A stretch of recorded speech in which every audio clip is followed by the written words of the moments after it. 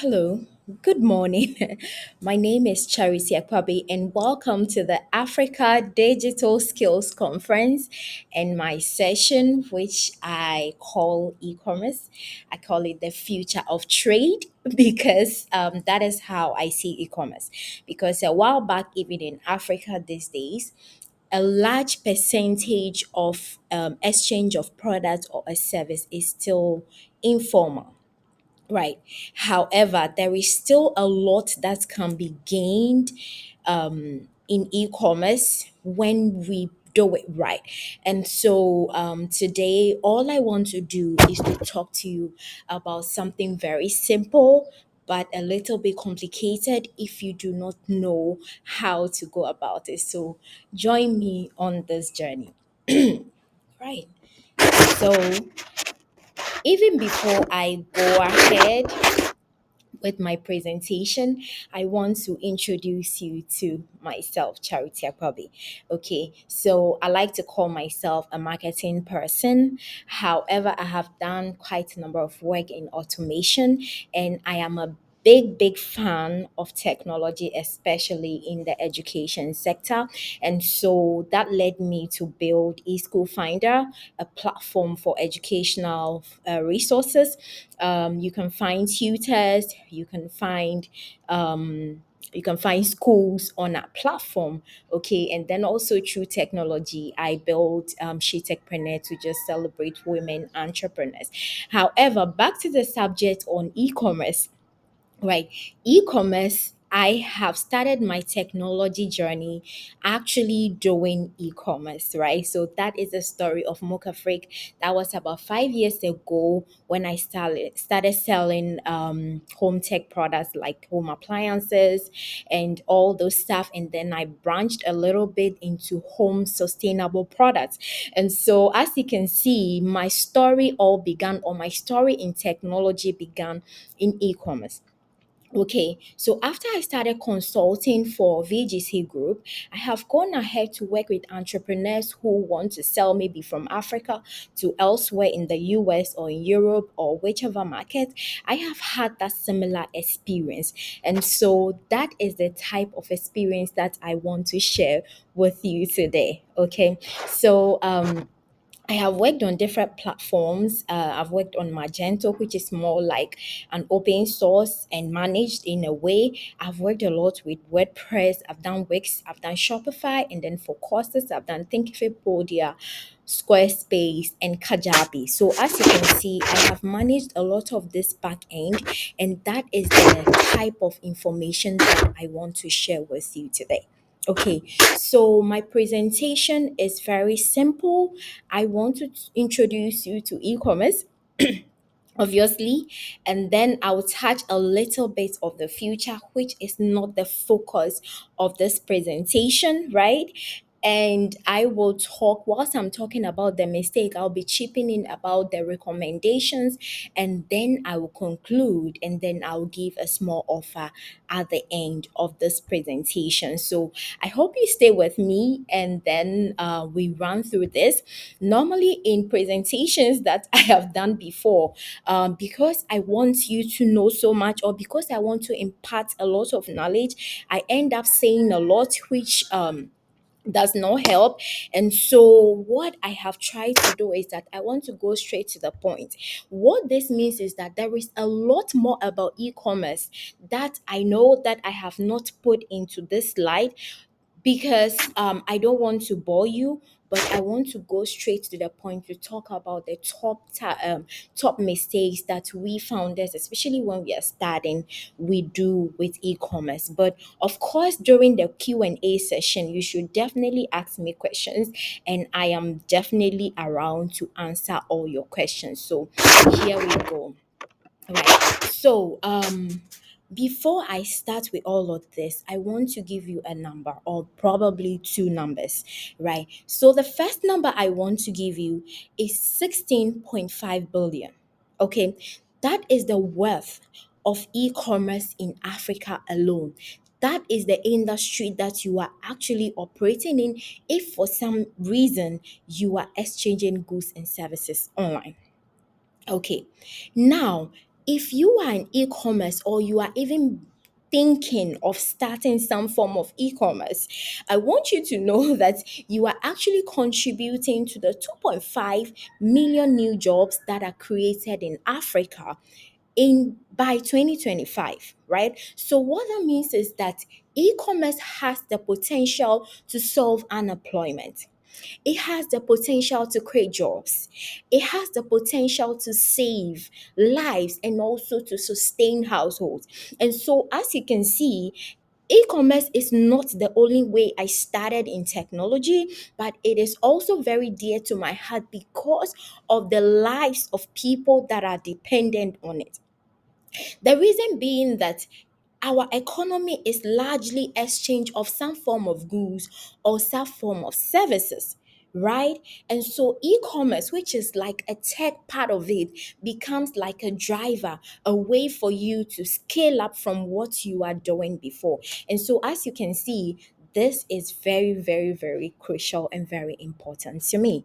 Right. So when we talk about e-commerce, right, I know we already know this, but let me just touch on a few takeaway points.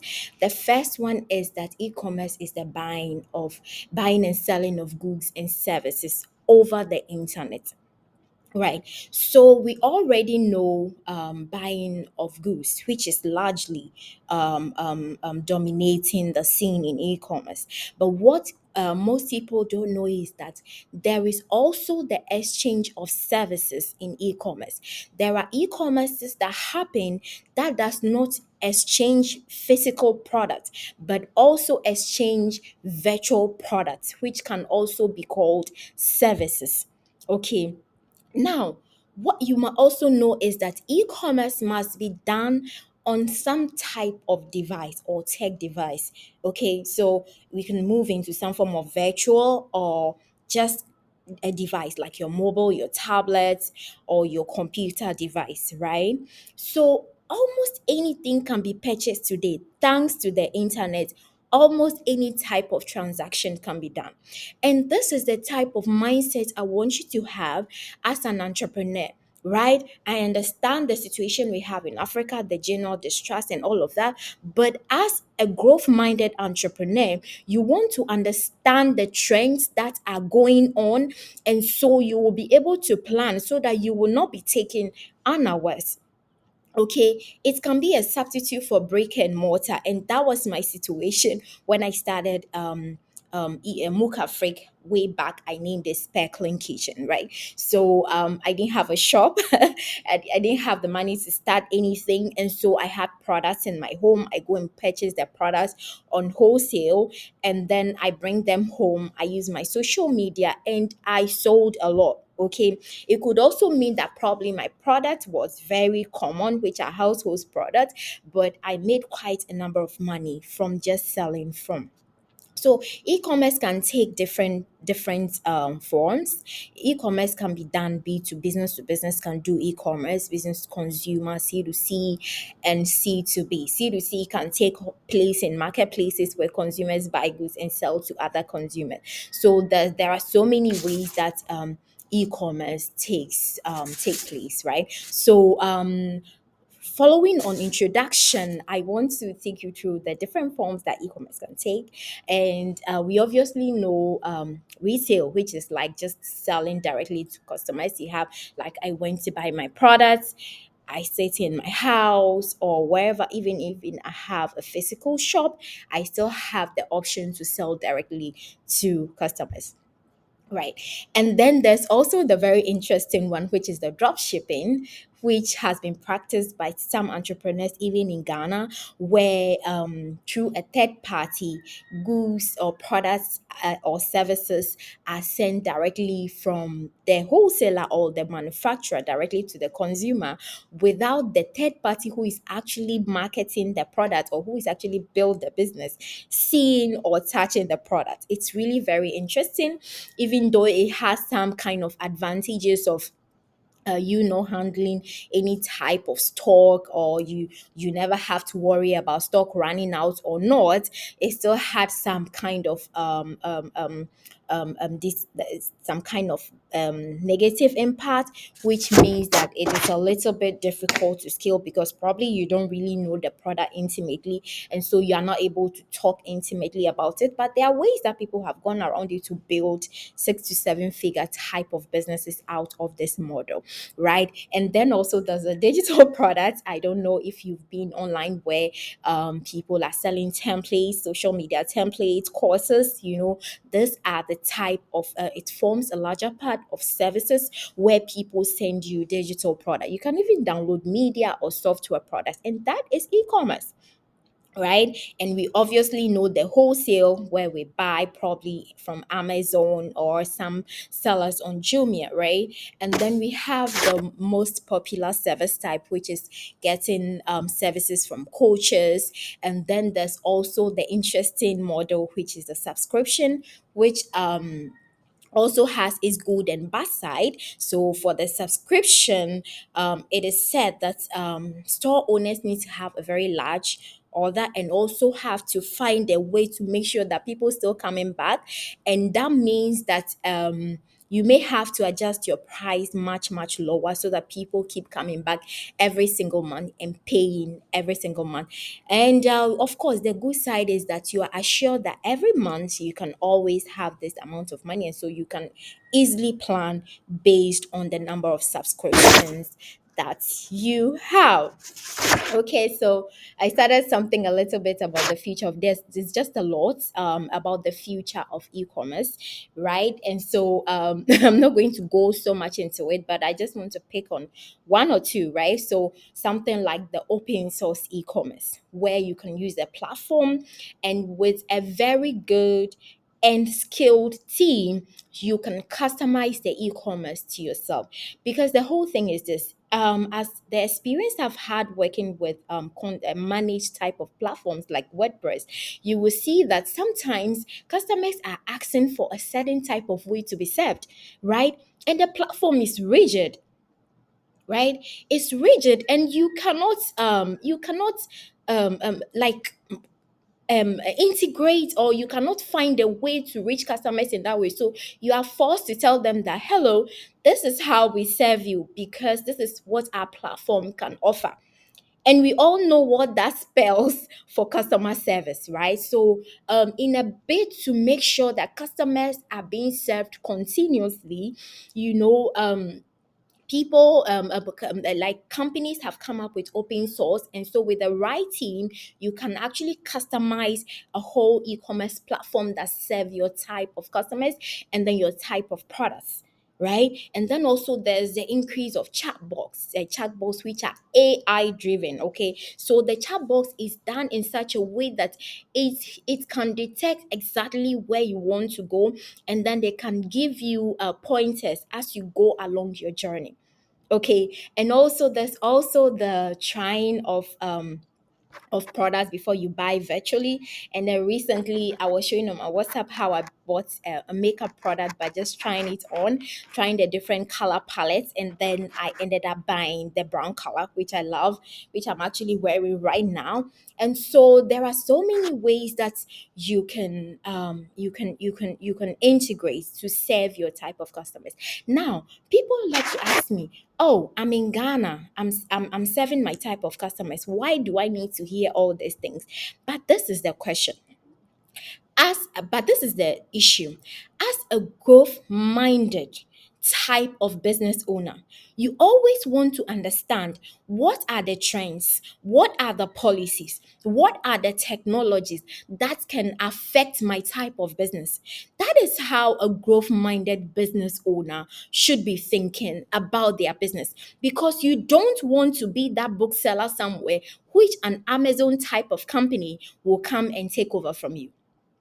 If your business is just, oh, let me sell today, eat today, and move on today, then probably you may not be the type of person that I'm talking to. But if you are the type of business you genuinely do not know, but you are genuinely interested in understanding and knowing that what will affect my type of business in the future, then you need to be looking at some of these trends. You want to be looking at policies, what people are talking about. You want to also understand what type of technologies will affect your type of business or your industry. How are people buying the type of products, even online, and how they are doing? And so it's very important that you want to think about this. So most of the time, I like to pitch in this type of things, even though the whole lecture is really not to talk about the future of e-commerce. And then there's one that's also very dear to my heart, and that is automation and API driven.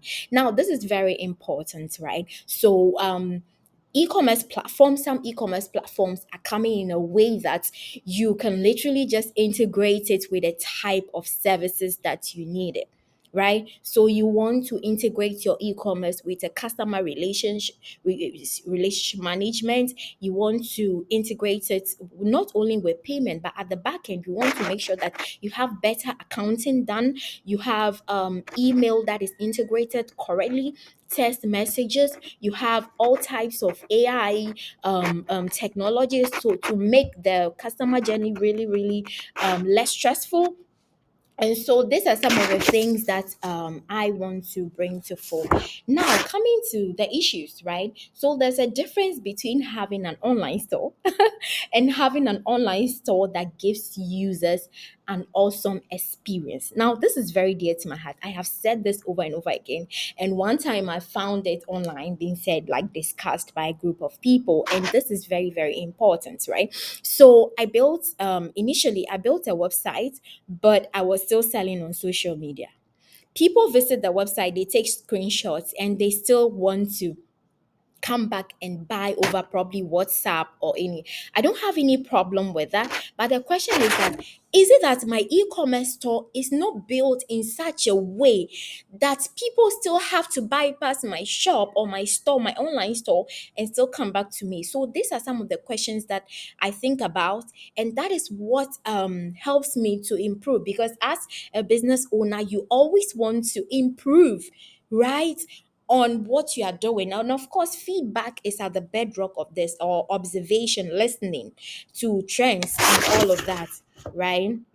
And so you want to be able to build a store that people would love to visit all the time, right? So today, I based on my experiences and also the successes I've worked with e-commerce, the experiences both bad and good, I have just pinpoint just like a number, I think about 17 top mistakes, but I've grouped them for simplicity's sake. I've grouped them into four different parts. Okay, and I'm just going to introduce them to you as we move on. So I want you to get ready and make sure to get your questions ready, because I'm here and I'll be answering your questions as we move on. Okay, so this is the foundation of one of the issues that not really e-commerce business owners, but also business owners in general. Okay, so the first one, I categorize that top mistake, the first one to be lack of research or enough research. Okay, so it is very easy to see someone selling something, and then you would also want to sell it, or you see so many people selling it and they're saying, oh, they are making money. And so because of that, you also invest into it, and for some reason it didn't go exactly as you would want it to be. I have had those issues all the time, right? So there were times that people reach out to me that, oh, I want to sell wooden plates, and I know how I sell my wooden plates, I know what I talk to my customers about, but the person probably may not understand, but sees me trending online through referrals, because my business has really thrived on referrals, right? So you've seen people referring me maybe on a platform. I just came up on a very large platform. And so for some reason, you also want to sell. They come for the product first, the second day, first month, second month, and they just have to let it go. Now, for such a person, the person has not done enough research or the person has not taken time to understand how he or she is going to market or sell or build that type of business. Now, I want to say that research is actually at the foundation of building any type of business or anything that you want to do. Now, when you go into broader business stuff, people trying to understand problems using the design thinking approach, okay, that's a story for another day, right? So, number one, people do not do enough market research. They fail to define target audience and also pricing products with no market research. Okay, so they see the product online, they see that it's people are selling all over, they haven't even figured out who exactly their customer will be or why pricing are the way they are. And so in the end, they end up building a site or creating a business that does not end up converting. Right. So these are my recommendations. Like I said, I'm not going to go over all the top mistakes and then give recommendation. As I speak, I'm going to give recommendations. So because of that, it makes it so easy for us to follow. Right. So how do you do research? Okay, when it comes to understanding what type of business or what type of customers go with your type of business. Right. So the first one is to go to Almighty Google. Okay, so you want to go and type your type of product. So if you are selling shoes, don't narrow yourself just yet. Okay, go there and just type in shoes. You can do the quotation mark. That way, the searches that will pop up will be any type. So you are going to have a broad perspective into the trends of shoes that people are buying. You and I know that shoes are so different, right? There's so many names. I'm not a fashionista, so I won't be able to give you the exact name, but I know that there are different types of shoes, different types of colors, the types of people that buy, and how the customer goes through the journey or customer experience journey. Right? So from there, if you're in Africa, you want to narrow it shoes Africa or shoes in Africa, then make sure that you are jotting, you have a note that you are jotting every single thing down. Okay, and then narrow it down. Shoes in Ghana or shoes in Nigeria, shoes in Ethiopia, shoes in Kenya, shoes in Cameroon. So that way you are just getting an idea. So most of the time when I type something, I'm like, oh, so people are not doing this. Why? And then I go deep from there. Okay, so that is the first one. And then the second one, which I personally did, was to go to large shops and go to the place where my type of products are. So, for instance, I would love to go to Melcom or I go to Games. I love going to Games a lot because Games have a lot of home stuff, right? And so that was where I started selling my products. So, normally, I'll just go there and stand there and see what type of products are people picking, and I'm just making the mental notes.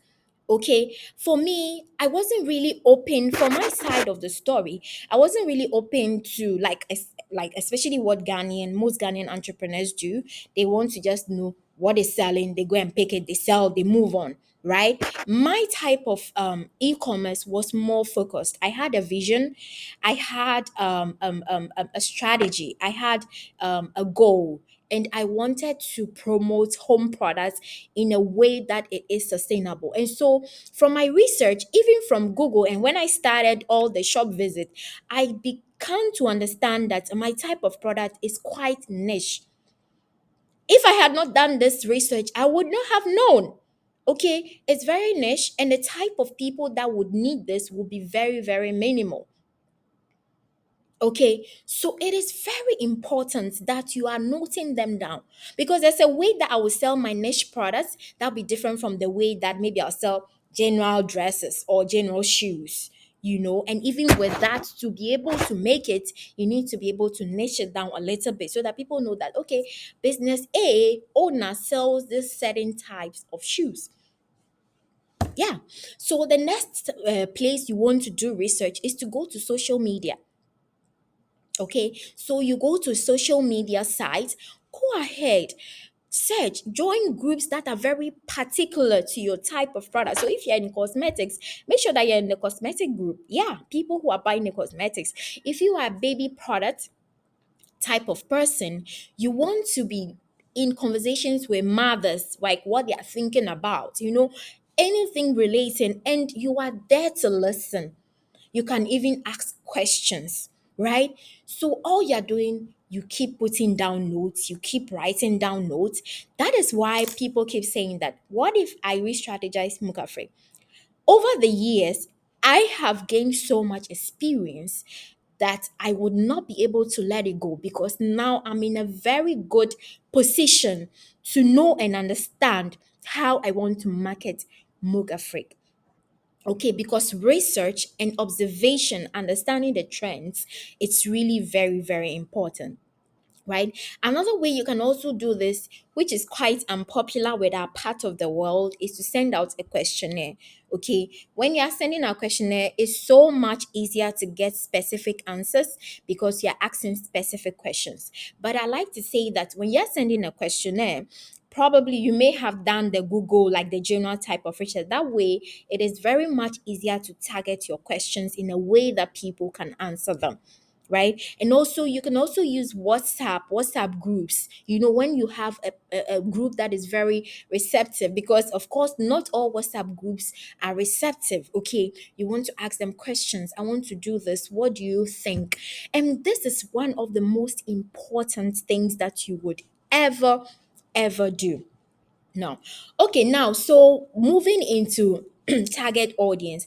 After you have asked all these questions, okay, smart entrepreneurs will go ahead and make samples.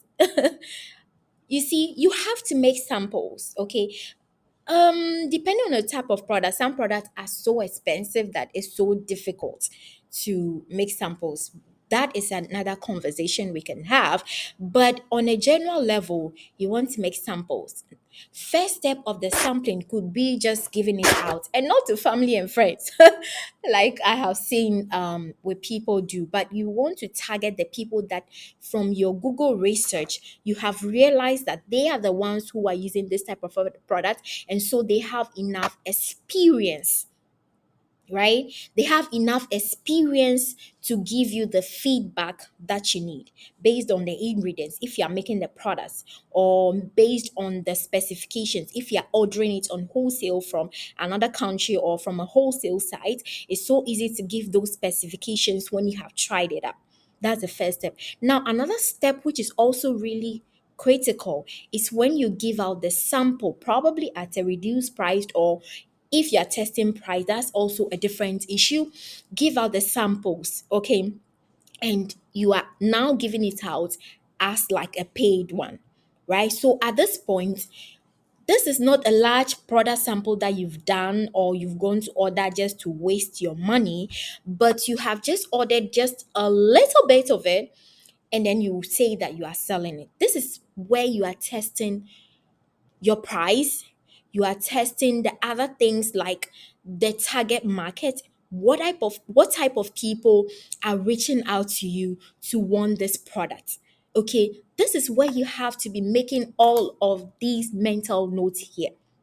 Okay, so there's quite a lot we can say about this, but I hope that this will help you. Now, this information may not necessarily be for just like you starting, but of course, at any stage you are in your e-commerce journey, you want to start testing out. Okay, there's also the bit about SEO, right?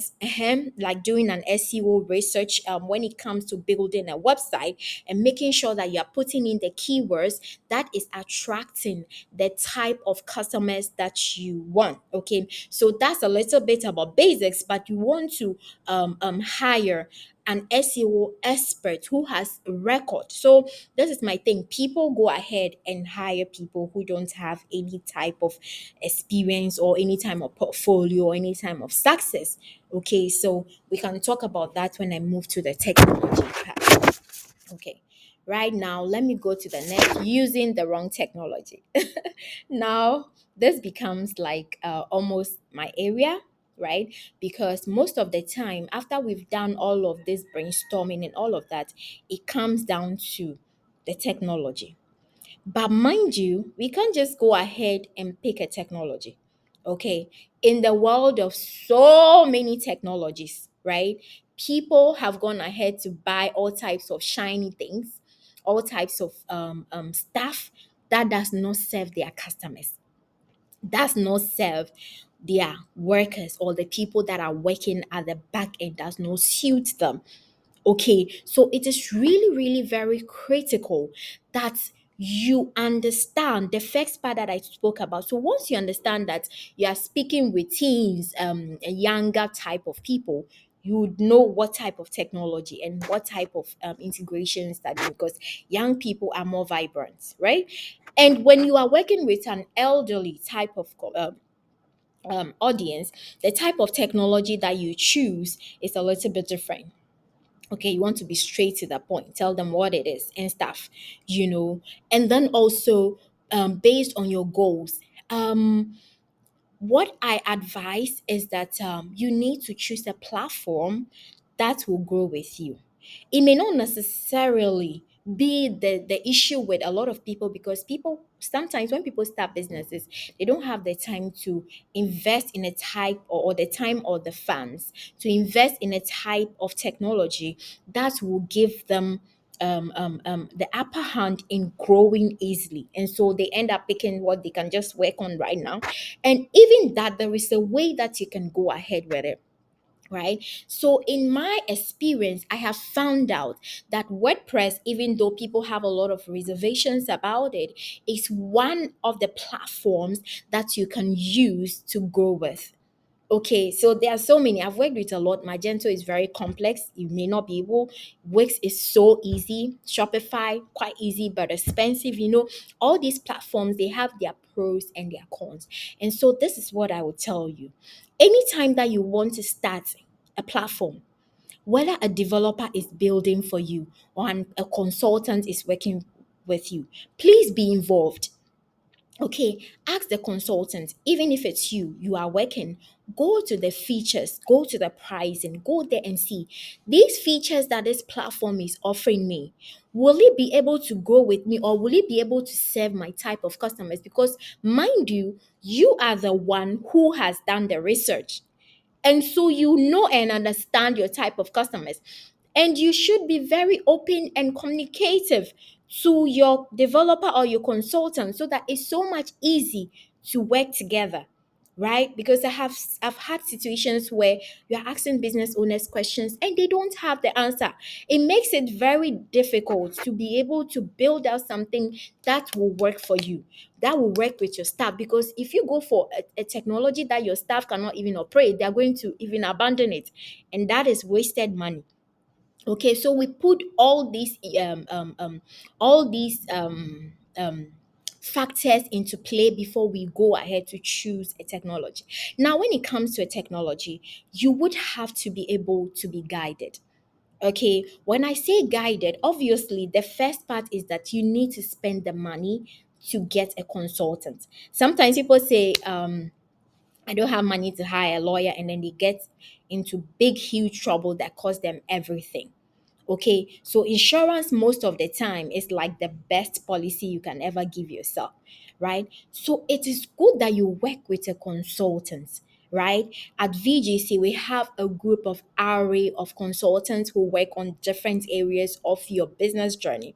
Okay, especially for e-commerce platforms. And so we understand that part very, very well. We've worked with them, and then we know how these things work and how these things go, right? So you want to work with a consultant. Well, now, if a consultant is not what you would look for, you can work with a specific type of developer. Now, when you're working with a developer, you want to make sure that this person has a track record, because I have seen people build websites that ain't go nowhere with it. You cannot go anywhere with a website. It's not working, right? And so you want to be able to ask the person, show me your type of customers. Let me go and talk to them. What have they done before? It's so easy that you are able to make your choice. Okay, so you want to find out. Then another one is, you are building the technology. You don't have money to hire a developer or to hire a consultant, right? So you want to do it yourself. please, I would be very careful to tell you that you should employ the services of a mentor. Okay, so mentors, like most mentors, do it for free, and they are not the ones building the technology for you though, but they are there guiding you. It's so easy, it's so much easier. Even though reaching out to a mentor can be very intimidating, it makes you to prevent a lot of the problems, like what I did, right? So I have gone on to change platforms like 5 times, and of course, trust me, if you are migrating from one platform to the other, it's a lot of work and you don't want to be in my shoes. Okay, and I've learned the hard way. So you want to work with a mentor. Okay, in situations where if mentor doesn't work for you, then you want to turn to online. You want to watch YouTube videos, you want to read. That is a very long road, and that is the price maybe you pay for not paying a developer, but that too is going to help you. So these are some of the issues around technology, right? And then I call something like the big description error. Okay, so in our part of the world, it's so much easier, right? To just want to dump a few words here and there. Some people even dump product photos, which are not even clear enough for people to see with no description. It's happening, right? But this is how I see e-commerce. I want you to visualize it with me. Okay, for me, I see e-commerce as a virtual me, a virtual extension of me and my business. So, if in this case it's my business, so how I would talk physically to the customer, for the customer to buy the product or for me to close my sale, I would want to think of that in terms of my website, because at that point I am not there, but it is my website that is speaking for me, right? So I want us to go back and refrain from this mindset where a website is just there, right? But then you want to make the website to work for you, right? So for instance, when you begin to build those type of sites, you would understand that somebody from US, somebody from Europe, somebody from Asia would just go ahead and buy products without asking too many questions or without wanting to contact you in any way. Okay, so it is very important that you think through when you are posting a product, whether it's the product photo and stuff. So you want to do very clear photos that gives not like a false version, like sometimes the product photos are so good and then the product comes, it doesn't depict anything. No, but you want to give a photo so clear enough that it gives a proper presentation of the product and what value that you put on it, right? And so you want to go ahead and say that. You also want to go ahead and write a very good description. What do you want to tell your customer about this product? Even if you are not there, how do you want it to be said in such a way that the questions are answered?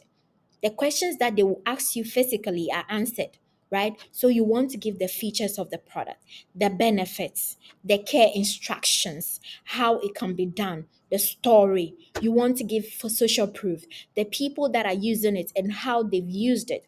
There was this time I was on a platform where every single product has a video, and in that video the owner of the shop talks about how to use it. If it's a makeup or if it's a skin product, activated charcoal, how do you put it on your face and how do you wash it and how many people have been using it, some form of testimonial. This is very critical, and you want to think about that. You may want to start from a few products and then you start. So right from this conference, you want to go back onto your e-commerce and then think through, are people going to buy this product even without me being there? Okay, so this is really very, very important. And then the last one, which is a lot, but I'm just going to pick on just one or two, right? Is ignoring the customer experience. Okay, I understand that in our part of the world, it's a little bit difficult to for people to go online, probably because of internet connectivity issues and stuff, right? And so the first thing that turns a lot of people, especially international customers, away is a poor loading platform. It is something you really have to check because it can kill the sale of your products, right? And an easy navigation. Okay, you want to be able to make sure that when the person is looking for maybe product A, can they see it very clearly that, hey, this is where this product is, and so let me go here, or from here I'm going there, right? And also, there are also options. You really need to be thinking about payment options. There are times that I go on website, I really want to buy, but I don't have PayPal. And that is a big huge. It's not like I don't want the product. Everything else has been done clearly. But I cannot buy because I don't have PayPal.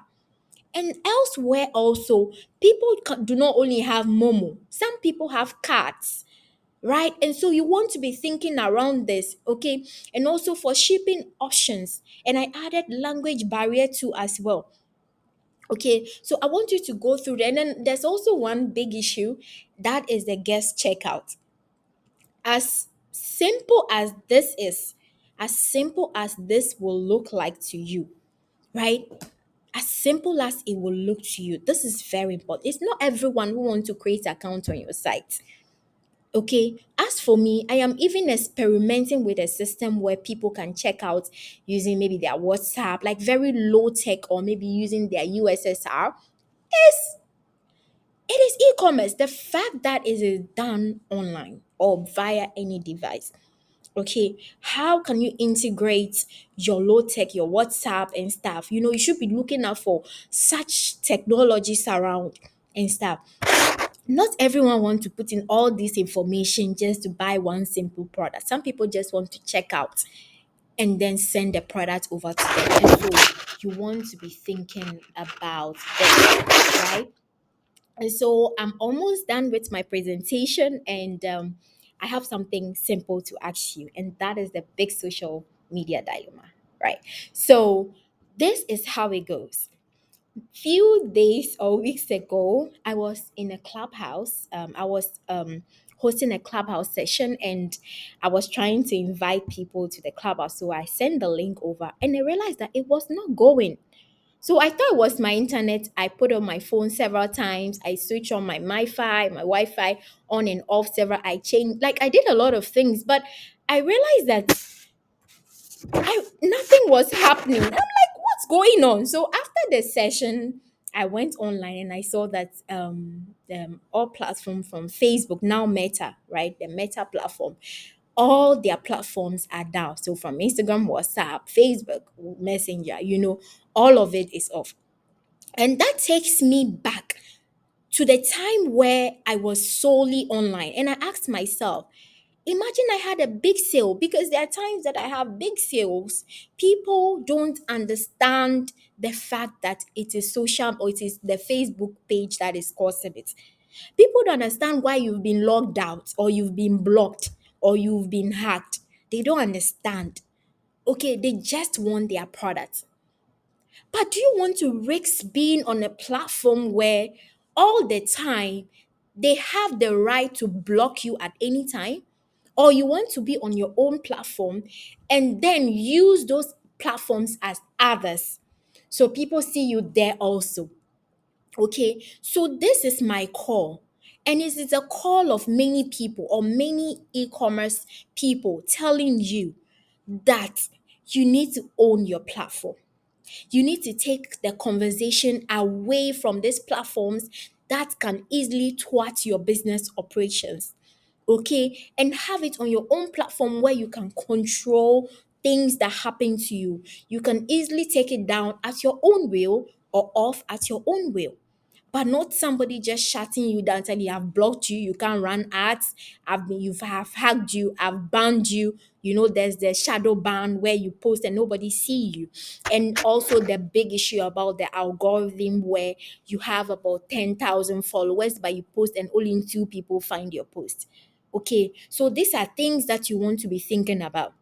right? Once you have your own platform, which is your website, you have the opportunity to experiment with other social media, right? Like TikTok, LinkedIn, and so many other platforms.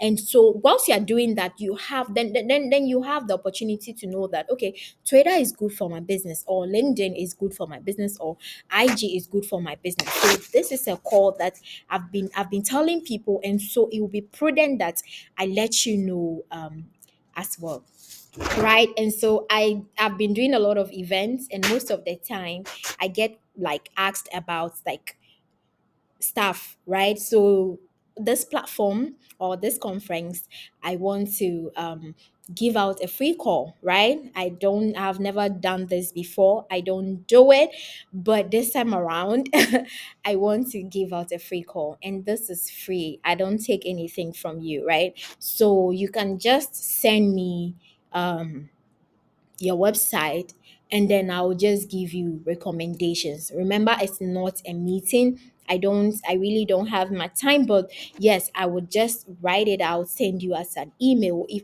or probably I can do a recording if it's that necessary, and then I'll send it to you, and you can send to your developer, your consultant, for them to work on it for you. So yes, you should use this opportunity very wisely, especially whilst it's still open, right?